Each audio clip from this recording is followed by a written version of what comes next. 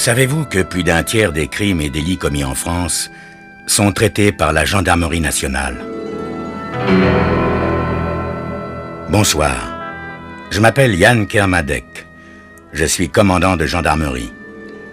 Je dirige une section de recherche dont la mission essentielle est une mission de police judiciaire.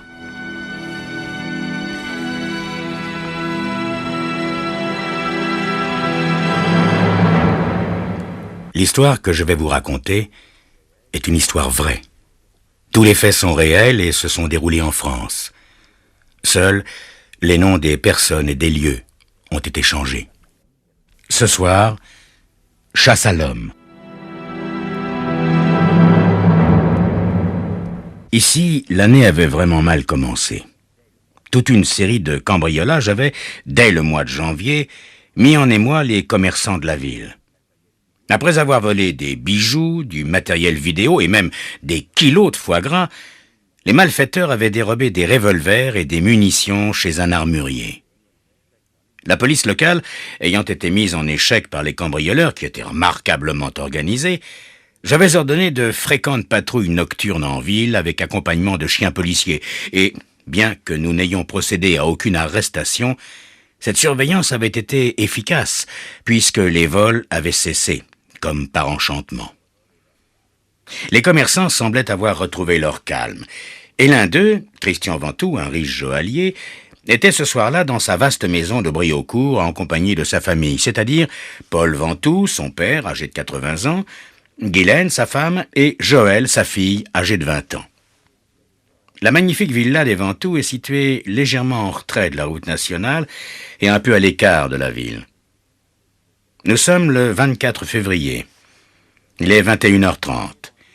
Le dîner terminé, les Ventoux sont confortablement installés dans le salon où ils regardent la télévision. Soudain, la sonnette de la porte d'entrée retentit. Joël, qui attend son fiancé avec impatience, s'écrie « Ah, voilà Gérard !» Légère et souriante, la jeune fille se précipite pour ouvrir la porte. Deux hommes masqués sont là, menaçants, armés de revolvers. Cloué sur place, muette de stupeur, Joël, sous la menace, est poussé violemment vers le salon où les agresseurs pénètrent en criant « Les mains sur la tête, vite !» Guylaine et Christian Ventoux ont tout de suite compris qu'il fallait obéir sans discuter. Et, terrorisés, ils mettent les mains sur la tête comme leur fille Joël. Mais Paul Ventoux, le père, qui est vieux, sourd et qui ne voit plus très clair, s'était assoupi dans son fauteuil après le dîner, comme tous les soirs. Surpris par ces étranges visiteurs qu'il ne connaît pas et qui ont interrompu sa douce rêverie, il se lève et veut demander des explications. « J'ai dit les mains sur la tête !» hurle l'un des malfaiteurs. Le vieux monsieur Ventoux n'entend toujours pas et se dirige vers l'homme masqué. Sans hésiter, celui-ci l'abat froidement d'une balle dans la poitrine.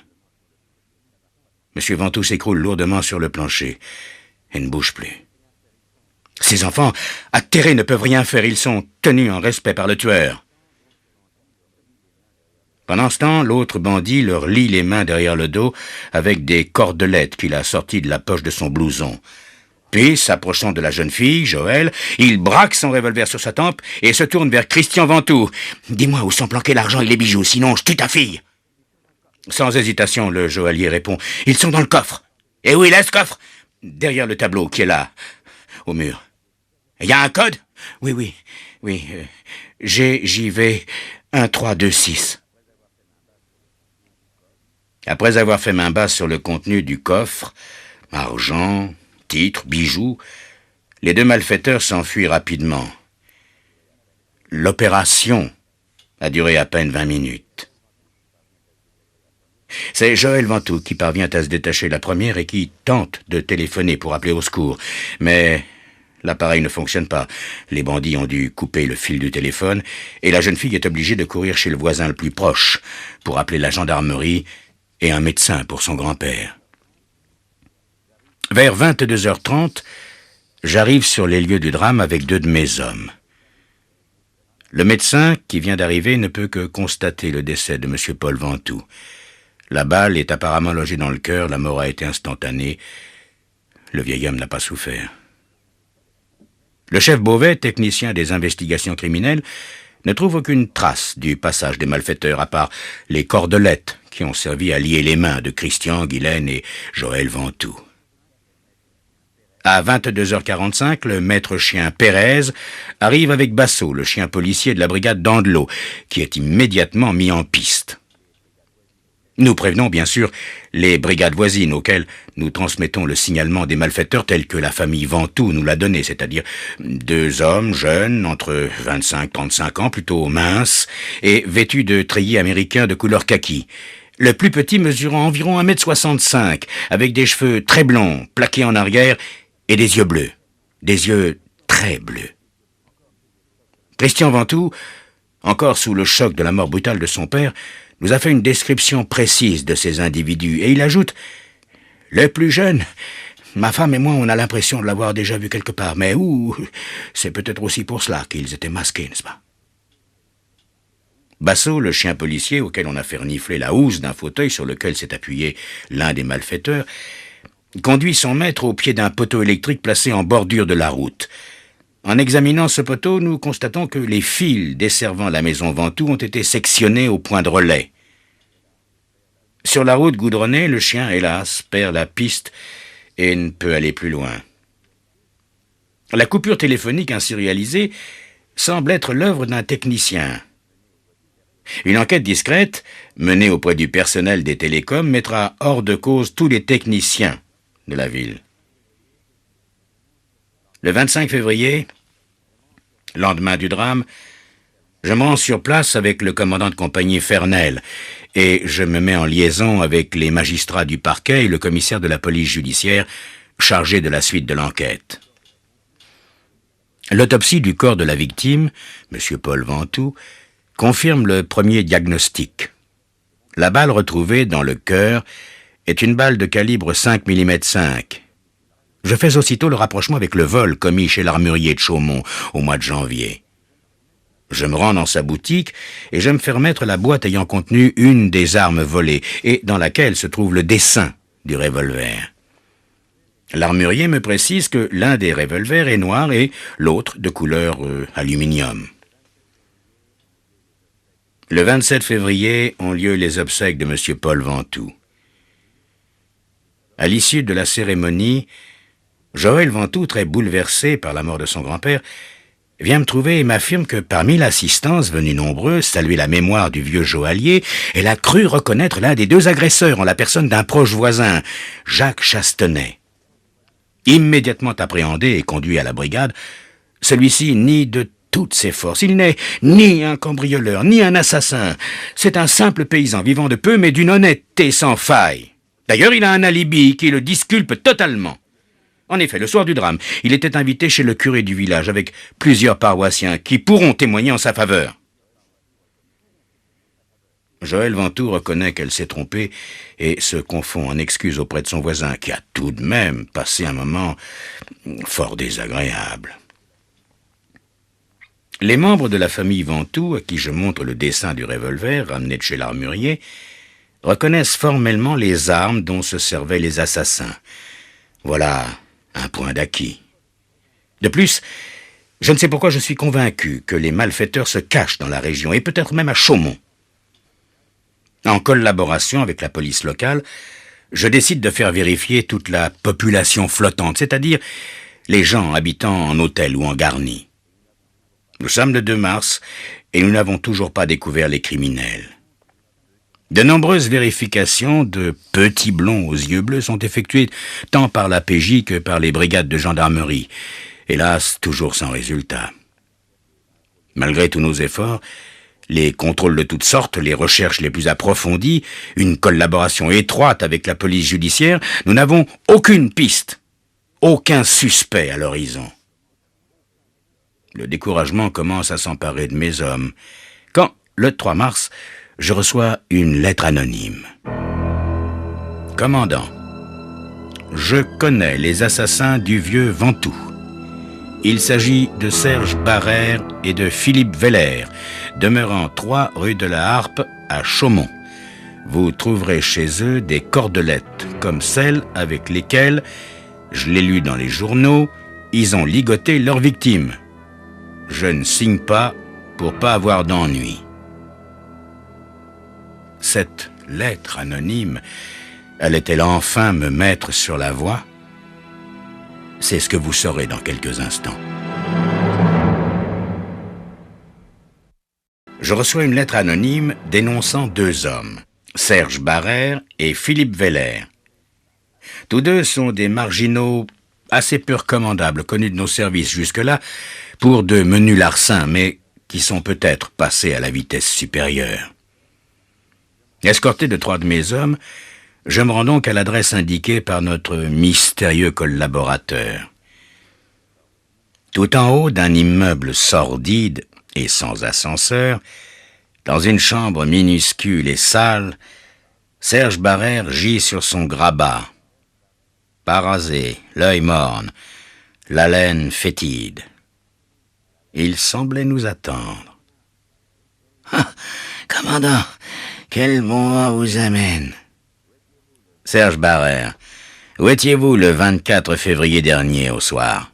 « Ah, c'est donc de façon de réveiller les gens, commandant. Comment voulez que je sache où j'étais le 24 février? Je sais même pas quel jour on est aujourd'hui, là. Ah, j'ai tout de même un point de repère, hein. Je suis tous les soirs au bistrot à partir de 8 heures. Alors, quelle que soit la date, allez voir Pépito au bar des amis. Il vous dira que j'étais là, comme tous les soirs. Monsieur Barrère, il paraît que vous possédez des cordelettes, comme celles que nous avons trouvées chez Monsieur Ventoux, le joaillier assassiné. Ah, servez-vous, mon commandant, tout ce que j'ai, là, dans la boîte, la faites comme chez vous. Et Serge Barrère me montre une caisse remplie d'objets hétéroclites, parmi lesquels des cordelettes, ressemblant étrangement à celles utilisées par les bandits pour lier les mains de la famille Ventoux. Qu'est-ce que c'est que ça, monsieur Barrère? Commandant, des cordelettes comme celle-là, on en trouve partout, dans les surplats américains, dans les drogueries. Vous n'allez pas m'arrêter pour ça tout de même, hein? Franchement, soyons sérieux, commandant. Vérification faite, les cordelettes sont de fabrication américaine et de nombreux commerçants en vendent dans la région. De plus, Barrère et Weller ont des alibis indiscutables pour la soirée et la nuit du 24 février. Malgré ces nouvelles peu encourageantes, les recherches se poursuivent inlassablement en collaboration étroite et amicale avec la PJ. Le 8 mars, vers midi, un de mes hommes, le chef Lacaze, passe chez Georgette, un restaurant de Chaumont. Là, il rencontre un certain Édouard Bordier, qui est entrepreneur dans le bâtiment. Édouard Bordier est un bon client de chez Georgette. Il en est à son 6e pastis, et ce n'est qu'un début. Ce jour-là, il est en veine de confidence. « Ah! Vous savez, une bonne tête pour un gendarme, chef. Comme je suis dans Saint-Ponchour, je vais vous faire avoir de l'avancement, moi. Voilà, je connais les assassins de Paul Ventoux. Oui, j'avais des doutes, mais aujourd'hui, je n'ai la certitude. Ce sont les frères Zilinski. Je les ai employés comme ouvriers charpentiers. Et l'un d'eux, il a quitté la ville. Mais peu de temps avant l'assassinat du père Ventoux, j'avais remarqué que les cordelettes avaient disparu de chez moi. Je suis sûr que c'est eux qui ont fait le coup. En plus, chef, ils correspondent parfaitement au signalement des bandits. Signalement que j'ai lu dans les journaux, comme tout le monde, hein. Les cheveux châtain clair, les yeux bleus, et ils portent des blousons américains de couleur kaki. C'est eux, je vous dis. Celui qui est parti, là, c'est Antoine, mais celui qui est resté, c'est Charles Zilinski. Si vous voulez le coincer, chef, il déjeune tous les jours au Café des Sports, tout près d'ici. À cette heure-ci, vous pouvez les cueillir tranquillement, sans faire de vagues, et c'est bon pour l'avancement, ça, hein, chef? Allez, Georgette, c'est ma tournée. Allez, remettez ça. Le chef Lacaze décide de ne pas perdre de temps. Sans prévenir qui que ce soit, il va, accompagné par le gendarme auxiliaire Yves Matet, au Café des Sports. Charles Zilinski est là, plus vrai que nature, avec son treillis américain, ses cheveux blonds et ses yeux bleu lavande. Le chef Lacaze s'approche de lui, parlemente avec lui et au lieu de l'emmener directement à la brigade pour qu'on l'interroge, il prend l'initiative d'aller au domicile de Zilinski. Il fait monter le suspect dans la voiture, conduite par le gendarme auxiliaire Yves Matet, qui, venant de se déséquiper, n'est pas armé. Arrivé à la maison de Zilinski, le chef Lacaze fait passer l'homme devant lui, le jeune gendarme Matet fermant la marche. La chambre est dans l'obscurité. Le chef Lacaze demande de la lumière. Charles Zilinski répond qu'il va chercher une bougie et, à la lueur de leur briquet, les deux gendarmes le voient prendre dans un placard un objet enroulé dans un linge. C'est à ce moment précis que le gendarme auxiliaire Matet, qui est resté sur le pas de la porte, s'aperçoit que l'électricité est branchée. Mais il est trop tard. Zilinski s'est retourné vivement et tire 3 coups de feu. Le chef Lacaze s'écroule pendant que Yves Matet se jette sur le tueur pour lui prendre son arme. Celui-ci résiste et les deux hommes roulent dans l'escalier. Une lutte farouche s'engage alors au bas de l'escalier et, malgré le courage du gendarme auxiliaire Matet, Charles Zilinski réussit à prendre la fuite. Quand le jeune gendarme remonte dans la chambre, le chef Lacaze a cessé de vivre. Dans la maison de Zilinski où je me rends dès que j'apprends la triste nouvelle, on trouve de l'argent, des titres, des bijoux, tout ce qui a été volé, ou presque, chez les Ventoux, avec, en plus, tout un attirail de cambrioleurs et des masques en étoffe noire, et des armes.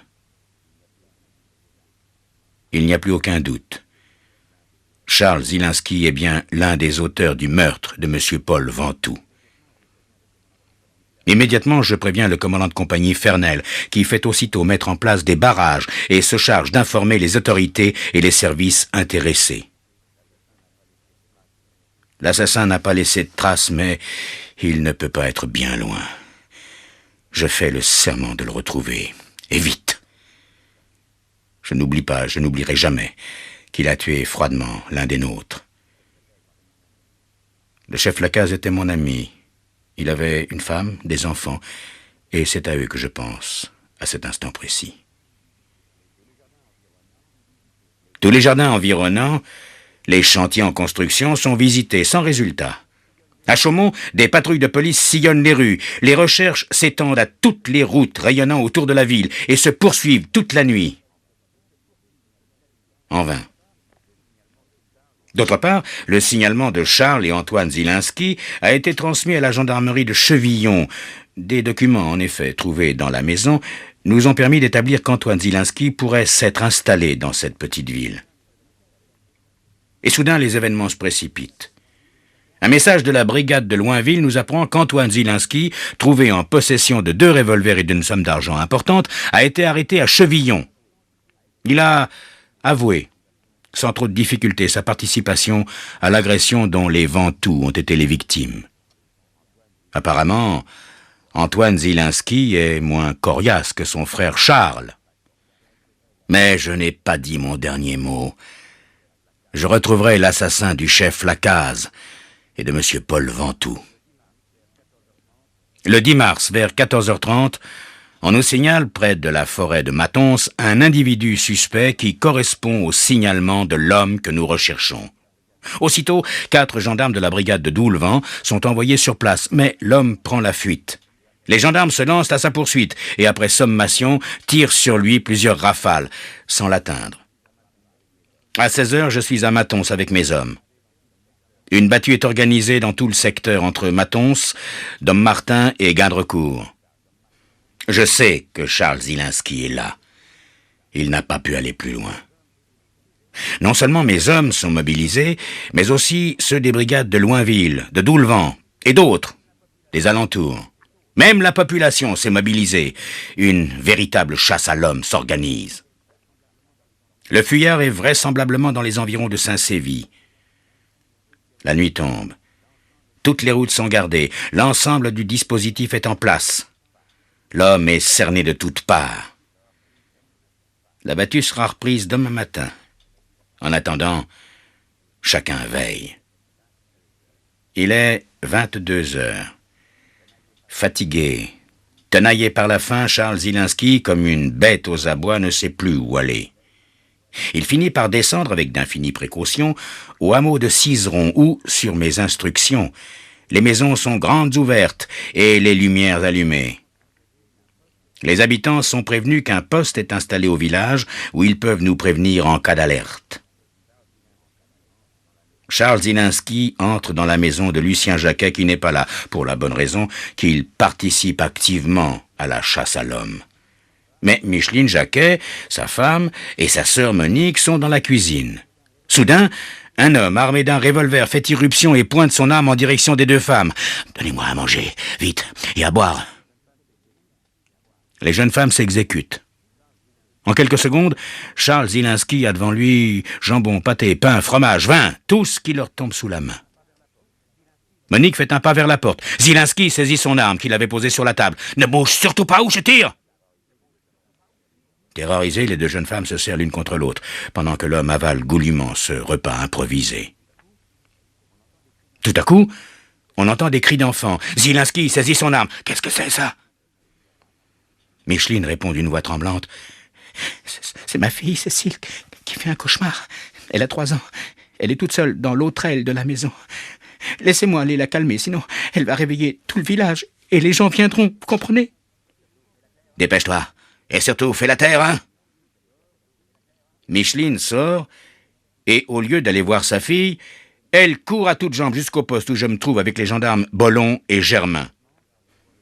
Immédiatement, mes hommes et moi allons nous embusquer derrière la maison des Jacquet. Mais Zilinski, qui s'est rendu compte que Micheline l'avait berné, est sorti à son tour, s'est rendu dans l'aile droite et a pris sous son bras la petite Cécile qui pleure de plus belle. Charles Zilinski porte l'enfant sous son bras gauche et dans sa main droite il tient fermement son revolver. Il sort dans la rue et crie « Si je vois un seul gendarme, je tue la gosse. N'oubliez pas que j'ai rien à perdre et que j'hésiterai pas à tirer. Que personne se mette en travers de mon chemin, sinon elle est morte !» Protégé par l'obscurité, je me glisse derrière lui, mon revolver bien en main. Zilinski ne m'a pas vu. Il s'enfonce dans la nuit. Je le suis comme son ombre. Ne pas penser, ne pas réfléchir, viser juste. Je vise l'épaule droite puisqu'il porte l'enfant du côté gauche. Je tire. Zilinski lâche la fillette qui tombe à terre et se met à hurler encore plus fort. Bien que blessé, le tueur prend la fuite dans la nuit. Je le poursuis en tirant à nouveau dans sa direction. Soudain, j'entends le bruit d'un corps qui s'écroule dans l'herbe. Je m'approche avec précaution. Charles Zilinski est là, étendu sur le dos, les yeux grands ouverts. Je me penche vers lui. Il répond à mes questions. Il avoue, dans un sourire, avoir tué Paul Ventoux et le chef Lacaze. Il avoue, toujours en souriant, avoir participé à plusieurs cambriolages, dont celui de l'armurerie de Chaumont. Et il ajoute « Je regrette rien. J'ai bien vécu. C'était l'aventure, quoi.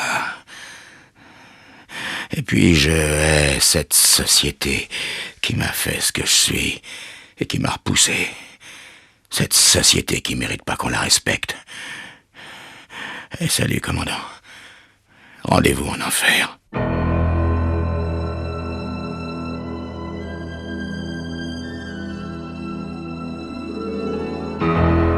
Charles Zilinski mourra le lendemain matin des suites de ses blessures.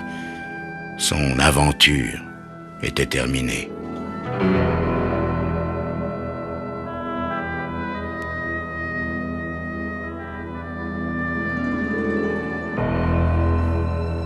Quant à cette société qu'il haïssait tant et dont il se disait issue et victime, elle ne produisait pas, grâce à Dieu, que des individus de son acabit.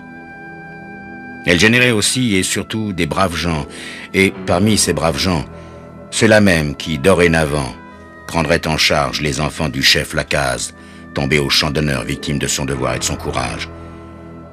Mort pour que d'autres puissent vivre en paix.